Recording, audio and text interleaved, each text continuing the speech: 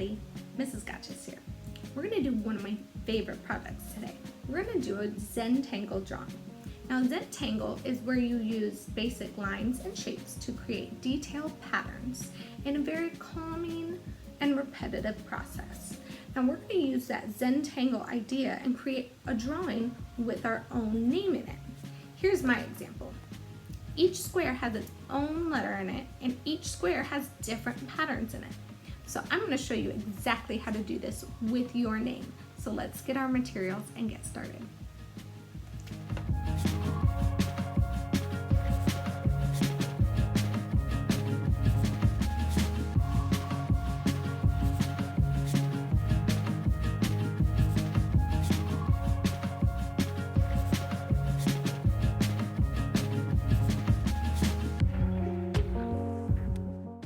Now that I'm ready to get started, the first thing I want to do is fold my paper into sections. I'm going to do 9 sections because that's how many I need to fit my name.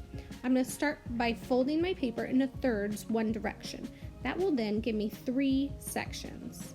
I'm going to flip my paper around and fold it in thirds again, so that way I can have 9 squares. So 3 times 3 would be 9. Now that I've got my 9 squares, I'm ready to get started. Now that I've got my paper sectioned off, I'm going to start by drawing a bubble letter in each square. Now to make a bubble letter, if you don't know how, you can start by simply drawing out that letter in the middle of your square. And then you take your pencil and hover around that just simple line of your letter. And then you can erase the inside line and it creates a very simple bubble letter. Now I did mine rounded, which makes more of a bubble letter. You can also do it with more straight hard lines to make more of a block styled letter if you would like to.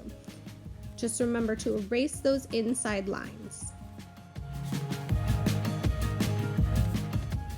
Now that you've got your bubble lines drawn out in pencil, you can take a Sharpie or any black marker that you have and go over those pencil lines to make a nice dark outline of those letters.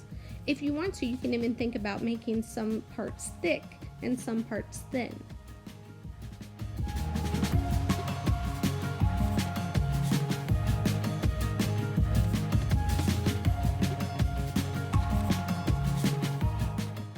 Now after you've traced over your pencil lines with Sharpie, don't forget to go and erase those pencil lines so you can't see them anymore.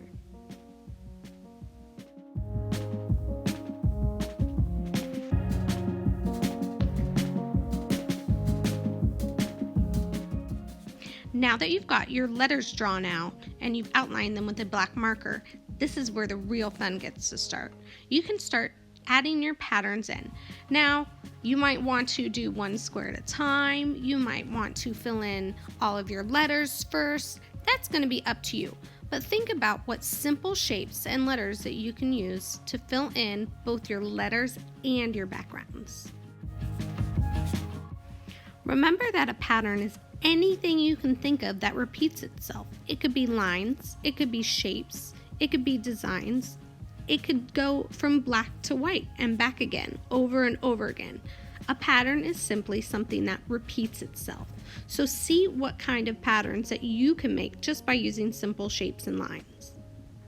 If you feel like you're running out of ideas or not sure where to start, remember, you can always look around you for patterns you see around your house, or you can look up Zentangle pattern ideas to get you started. Now you might be thinking, I have 9 letters in the name Mrs. Gotchas, and I have 9 squares. Now you may not have a name that says that long. So what would you do in that case? Now, my first name is Joy, and I made an example with my first name, J-O-Y. Now that's only 3 letters and my paper is sectioned off into 4. So I use that extra one and I put a heart in there. You could use those extra squares you have to add a design or a shape in it and add those patterns to it.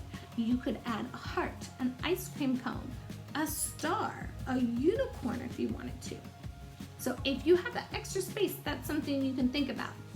So I did 9 squares and 4 squares. You can even figure out how to fold your paper so it's 6 squares if that's how many you needed.